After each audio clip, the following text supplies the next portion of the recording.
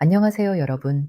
혹시 부모님이나 주변 어르신들이 요즘 냄새를 잘 못 맡는다고 하시거나 변비가 심해졌다고 하시나요? 아니면 잠꼬대가 너무 심해져서 옆에서 자는 가족이 놀랄 정도로 소리를 지르거나 주먹질을 하신다고요? 많은 분들이 이런 증상들을 그냥 나이 들어서 생기는 자연스러운 현상이라고 생각하십니다. 하지만 제가 오늘 여러분께 꼭 말씀드리고 싶은 것은 이런 증상들이 사실은 파킨슨병이 10년, 심지어 20년 전부터 보내는 아주 중요한 신호일 수 있다는 사실입니다. 더 충격적인 사실을 하나 말씀드리겠습니다. 우리가 흔히 파킨슨병 하면 떠올리는 손떨림, 그 증상이 나타날 때쯤이면 이미 우리 뇌 속에 중요한 신경세포 70% 이상이 죽어서 사라진 상태라는 것입니다. 다시 말해서 손떨림은 병의 시작이 아니라 오히려 병이 상당히 진행된 후에 나타나는 늦은 신호라는 뜻입니다. 그렇다면 진짜 초기 신호는 무엇일까요? 바로 우리가 대수롭지 않게 여기는 그런 증상들 속에 숨어 있습니다.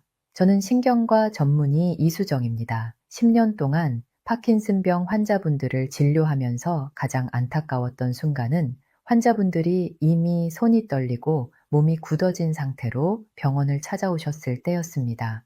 그분들과 이야기를 나눠보면 거의 대부분 몇 년 전부터 냄새를 잘 못 맡았다거나 변비가 심했다거나 잠버릇이 이상해졌다는 이야기를 하십니다. 하지만 그때는 그게 병의 신호인 줄 전혀 모르셨던 거죠. 만약 그때 조금만 더 관심을 가지고 병원을 찾아오셨다면 뇌세포가 더 많이 손상되기 전에 치료를 시작할 수 있었을 텐데 하는 아쉬움이 늘 남았습니다. 오늘 이 영상에서는 파킨슨병이 정말로 어떻게 시작되는지, 우리 몸이 어떤 신호들을 먼저 보내는지, 그리고 그 신호들을 어떻게 알아차릴 수 있는지에 대해 아주 쉽게 설명해 드리겠습니다. 이 영상을 끝까지 보시면 여러분과 여러분의 가족들을 지킬 수 있는 아주 중요한 정보를 얻으실 수 있을 것입니다. 자, 그럼 먼저 파킨슨병이 도대체 무엇인지부터 이해하고 넘어가야겠죠. 파킨슨병은 우리 뇌 깊숙한 곳에 있는 흑질이라는 부위의 신경세포가 서서히 죽어가는 병입니다. 이 신경세포들은 도파민이라는 아주 중요한 물질을 만드는데 도파민은 우리 몸의 움직임을 부드럽게 조절하는 역할을 합니다. 자동차로 치면 엔진 오일 같은 거라고 생각하시면 됩니다. 엔진 오일이 부족하면 자동차가 덜컹거리고 제대로 움직이지 않는 것처럼 도파민이 부족하면 우리 몸도 뻣뻣해지고 느려지고 떨리게 되는 거죠. 그런데 여기서 정말 중요한 포인트가 있습니다. 이 도파민을 만드는 신경세포가 60%에서 80% 정도 죽고 나서야 비로소 우리가 알 수 있는 증상들이 나타난다는 것입니다. 쉽게 말해서 손이 떨리기 시작했다는 것은 이미 뇌세포의 대부분이 손상되었다는 뜻입니다. 그래서 의사들은 손떨림을 병의 시작이 아니라 오히려 상당히 진행된 결과로 보는 겁니다. 그렇다면 여러분은 이런 궁금증이 생기실 겁니다. 뇌세포가 그렇게 많이 죽어가는 동안 우리 몸은 아무 신호도 보내지 않았을까요? 당연히 아닙니다. 우리 몸은 아주 영리해서 문제가 생기면 반드시 신호를 보냅니다. 다만 우리가 그 신호를 제대로 알아차리지 못했을 뿐입니다. 그리고 최근 의학 연구들은 더욱 놀라운 사실을 밝혀냈습니다. 파킨슨병이 사실은 뇌에서 시작되는 것이 아니라 전혀 다른 곳에서 먼저 시작된다는 것입니다. 바로 장과 코에서 말입니다. 이게 무슨 말인지 설명해 드리겠습니다. 최근 가장 유력한 가설에 따르면 파킨슨병을 일으키는 비정상적인 단백질, 그 이름은 알파시뉴클레인인데요. 이 나쁜 단백질이 우리 장의 신경계나 코의 후각신경에서 먼저 만들어진다고 합니다. 그리고 이 단백질이 신경세포를 타고 아주 천천히 마치 기어가듯이 위로 올라가서 결국 뇌까지 도달한다는 것입니다. 이 과정이 무려 10년, 20년이 걸릴 수도 있습니다. 이 이론이 맞다면 왜 파킨슨병 환자들이 손이 떨리기 훨씬 전부터 냄새를 못 맡고 변비에 시달리는지 완벽하게 설명이 됩니다. 병이 코와 장에서 시작했기 때문에 그곳의 신경이 먼저 망가지는 거죠. 그리고 수년이 지나 그 병이 뇌까지 올라가면 그때서야 우리가 아는 전형적인 파킨슨병 증상인 손떨림과 몸의 경직이 나타나는 겁니다. 자, 그렇다면 이제 구체적으로 파킨슨병의 진짜 초기 신호 3가지를 하나씩 자세히 알아보겠습니다. 첫 번째 신호는 바로 냄새를 잘 못 맡는 것입니다. 의학 용어로는 후각 저하라고 하는데요. 파킨슨병 환자의 90% 이상이 냄새를 잘 못 맡는다는 연구 결과가 있습니다. 90%는요, 거의 대부분이라는 뜻입니다. 문제는 이 후각 저하가 너무 서서히 진행되기 때문에 본인이 잘 느끼지 못한다는 것입니다. 어느 날 갑자기 냄새를 못 맡게 되는 게 아니라 조금씩 조금씩 냄새를 맡는 능력이 떨어지는 거죠. 그래서 대부분의 사람들은 이것을 나이가 들어서 당연히 생기는 현상이라고 생각합니다. 음식 맛이 예전 같지 않다, 향수 냄새가 잘 안 난다, 이런 식으로 넘어가는 거죠. 하지만 여기서 주의 깊게 봐야 할 점이 있습니다. 정상적인 노화로 인한 후각 저하는 아주 천천히 진행되고 그 정도가 심하지 않습니다. 하지만 파킨슨병으로 인한 후각 저하는 비교적 빠르게 진행되고 정도도 심합니다. 특히 커피 냄새나 비누 냄새, 바나나 냄새처럼 일상적인 냄새들을 전혀 못 맡게 된다면 이것은 분명히 의심해 봐야 할 신호입니다. 실제로 제가 진료했던 한 환자분은 60대 초반 남성이셨는데요. 처음 오셨을 때는 손떨림 때문에 오신 게 아니라 냄새를 전혀 못 맡는다고 오셨습니다. 자세히 여쭤보니 5년 전부터 서서히 냄새를 못 맡기 시작했고 최근에는 음식이 타는 냄새도 못 맡아서 집에 불이 날 뻔한 적도 있다고 하셨죠. 그분은 이것이 파킨슨병의 초기 신호일 거라고는 전혀 생각하지 못하셨습니다. 다행히 그때 정밀 검사를 했고 아직 손떨림이나 다른 운동 증상은 없었지만 뇌 영상 검사에서 파킨슨병의 초기 단계라는 것을 확인할 수 있었습니다. 그래서 일찍 치료를 시작할 수 있었죠. 두 번째 신호는 변비입니다. 많은 분들이 변비는 그냥 흔한 증상이라고 생각하시는데 파킨슨병과 관련된 변비는 일반적인 변비와는 좀 다릅니다. 우선 정도가 매우 심합니다. 며칠씩 화장실을 못 가거나 가더라도 아주 힘들게 보는 경우가 많습니다. 그리고 무엇보다 중요한 것은 이 변비가 손떨림 같은 운동 증상보다 훨씬 먼저 나타난다는 것입니다. 연구에 따르면 최대 20년 전부터 나타날 수 있다고 합니다. 왜 변비가 생기는 걸까요? 우리 장에는 수많은 신경세포들이 있습니다. 이것을 장신경계라고 부르는데 뇌 다음으로 신경세포가 많이 모여 있는 곳입니다. 그래서 제2의 뇌라고도 불리죠.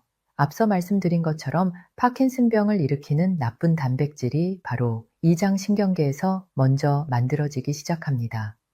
그러면 장의 움직임을 조절하는 신경들이 제대로 작동하지 않게 되고 그 결과 장의 운동이 느려져서 심한 변비가 생기는 겁니다. 문제는 변비가 너무 흔한 증상이라는 것입니다. 특히 나이가 들면 활동량도 줄고 수분 섭취도 적어지면서 변비가 생기는 경우가 많잖아요. 그래서 대부분의 사람들이 변비를 대수롭지 않게 여기고 그냥 변비약만 먹으면서 넘어갑니다. 하지만 만약 여러분이나 여러분의 가족 중에 갑자기 설명할 수 없는 심한 변비가 생겼다면, 특히 그것이 냄새를 못 맡는 증상과 함께 나타난다면 반드시 의사와 상담해 보셔야 합니다. 세 번째 신호는 아마 가장 생소하실 수도 있는데요. 바로 잠버릇입니다. 정확히는 렘수면 행동장애라는 것인데 쉽게 말하면 꿈속에서 일어나는 일을 실제로 몸으로 표현하는 것입니다. 보통 우리가 꿈을 꿀 때는 뇌가 우리 몸에 잠금 장치를 걸어 놓습니다. 그래서 꿈속에서 뛰어다니거나 싸우더라도 실제 몸은 움직이지 않는 거죠. 이것이 정상입니다. 그런데 렘수면 행동장애가 있으면 이 잠금 장치가 풀려버립니다. 그래서 꿈속에서 누군가와 싸우면 실제로 주먹질을 하고 도망치면 실제로 발길질을 하게 됩니다. 심한 경우에는 소리를 지르거나 침대에서 떨어지기도 합니다. 옆에서 자는 배우자가 맞을 수도 있고요. 문제는 본인은 이런 행동을 전혀 기억하지 못한다는 것입니다. 많은 분들이 이것을 그냥 잠꼬대가 심해진 거라고 생각하고 넘어갑니다. 하지만 이것은 뇌의 브레이크 기능에 문제가 생겼다는 아주 강력한 신호입니다. 연구에 따르면 렘수면 행동장애가 있는 사람의 80% 이상이 결국 파킨슨병이나 비슷한 퇴행성 뇌질환으로 진행된다고 합니다. 그리고 이 증상은 실제 파킨슨병 진단보다 평균 10년에서 15년 정도 먼저 나타납니다. 그래서 만약 배우자나 가족이 최근에 잠버릇이 너무 험해졌다고 말한다면 웃어넘기지 마시고 꼭 기억해 두셔야 합니다. 특히 이것이 냄새를 못 맡는 것이나 변비와 함께 나타난다면 더욱 주의 깊게 관찰하고 전문의와 상담하는 것이 좋습니다. 자, 여기까지가 파킨슨병의 3가지 진짜 초기 신호였습니다. 냄새를 못 맡는 것, 심한 변비, 그리고 험한 잠버릇, 이 3가지를 꼭 기억하시고 여러분이나 가족 중에 이런 증상이 있다면 가볍게 넘기지 마시기 바랍니다. 그런데 여러분 중에는 이런 생각을 하실 수도 있습니다. 그럼 손떨림은 뭔가요? 손떨림은 파킨슨병 증상이 아닌가요? 물론 손떨림도 파킨슨병의 중요한 증상입니다. 하지만 모든 손떨림이 파킨슨병은 아니고 파킨슨병의 손떨림에는 특징이 있습니다. 파킨슨병의 떨림은 주로 가만히 있을 때 나타납니다. 이것을 안정시 떨림이라고 하는데요. 손에 힘을 빼고 편안하게 있을 때 떨리다가 움직이기 시작하면 오히려 떨림이 줄어들거나 없어집니다. 예를 들어 소파에 앉아서 쉬고 있을 때 손이 떨리는데 컵을 들어 물을 마시려고 하면 떨림이 멈추는 시기입니다. 반대로 본태성 떨림이라고 하는 다른 종류의 떨림은 움직일 때 더 심해집니다. 숟가락질을 할 때나 글씨를 쓸 때 손이 떨린다면 이것은 파킨슨병보다는 본태성 떨림일 가능성이 높습니다. 본태성 떨림은 파킨슨병과는 전혀 다른 질환이고 훨씬 흔하게 나타나며 상대적으로 덜 심각합니다. 또 파킨슨병의 떨림은 보통 한쪽에서 먼저 시작됩니다. 오른손만 떨리거나 왼손만 떨리는 시기죠. 시간이 지나면서 반대쪽으로도 퍼질 수 있지만 초기에는 비대칭적으로 나타나는 것이 특징입니다. 그런데 중요한 것은 손떨림이 나타났다는 것 자체가 이미 병이 상당히 진행되었다는 증거라는 점입니다. 그래서 우리가 정말 주목해야 하는 것은 손떨림이 아니라 그보다 훨씬 먼저 나타나는 냄새, 변비, 잠버릇 같은 신호들인 것입니다.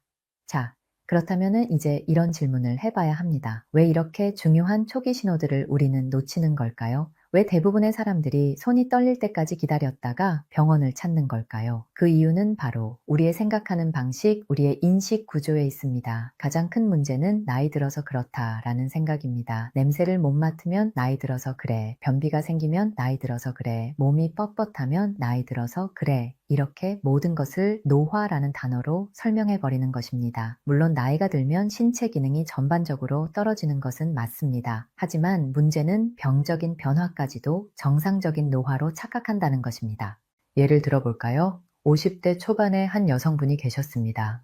몇 년 전부터 냄새를 잘 못 맡고 변비가 심해지고 몸이 자꾸 뻣뻣해졌습니다. 하지만 그분은 그것을 나이 때문이라고 생각했습니다.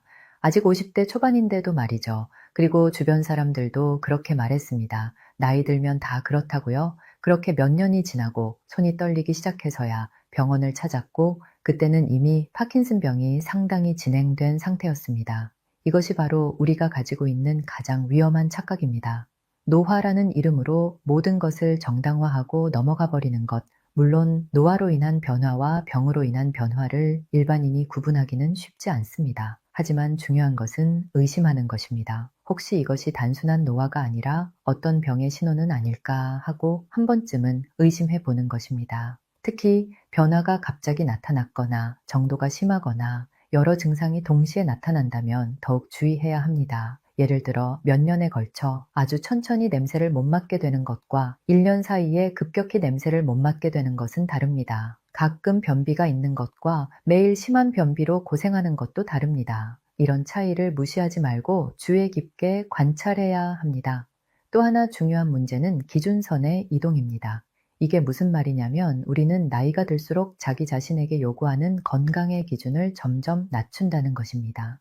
예전에는 하루 종일 활동해도 괜찮았는데 지금은 조금만 움직여도 피곤하다. 하지만 나이 들었으니까 이 정도는 당연하다고 생각합니다. 그러면서 불편한 상태가 새로운 정상이 되어버립니다. 이런 식으로 우리는 조금씩 건강의 기준선을 낮추면서 살아갑니다. 그리고 어느 순간 병적인 상태까지도 정상 범주로 받아들이게 됩니다. 몸이 뻣뻣하고 느린 게 이제는 내 정상이라고 생각하게 되는 거죠. 이것이 바로 조기 진단을 가로막는 가장 큰 심리적 장벽입니다. 그렇다면 어떻게 해야 할까요? 첫째, 자기 몸의 변화를 주의 깊게 관찰해야 합니다. 특히 갑작스러운 변화나 설명하기 어려운 변화가 있다면 그냥 넘기지 말고 메모를 해두는 것이 좋습니다. 언제부터 이 증상이 시작되었는지, 얼마나 자주 나타나는지, 어떤 상황에서 심해지는지 등을 기록해두면 나중에 의사와 상담할 때 큰 도움이 됩니다.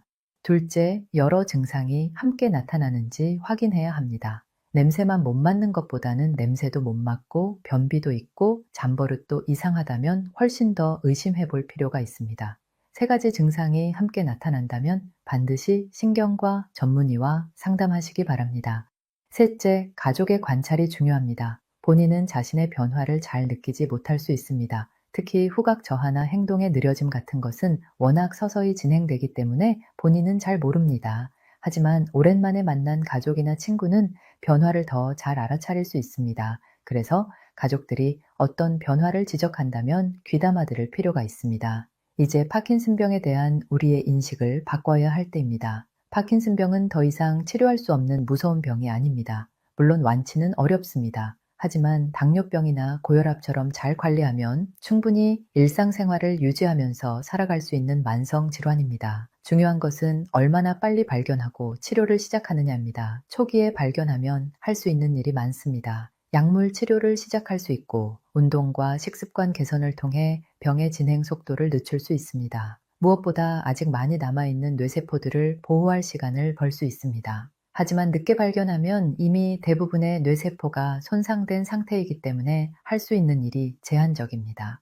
파킨슨병의 치료는 크게 두 가지로 나뉩니다. 약물 치료와 비약물 치료입니다. 약물 치료는 부족한 도파민을 보충하거나 남아있는 도파민이 더 잘 작동하도록 돕는 것입니다. 요즘은 정말 좋은 약들이 많이 나와 있어서 적절한 약물 치료만으로도 증상을 상당히 조절할 수 있습니다. 비약물 치료도 매우 중요합니다.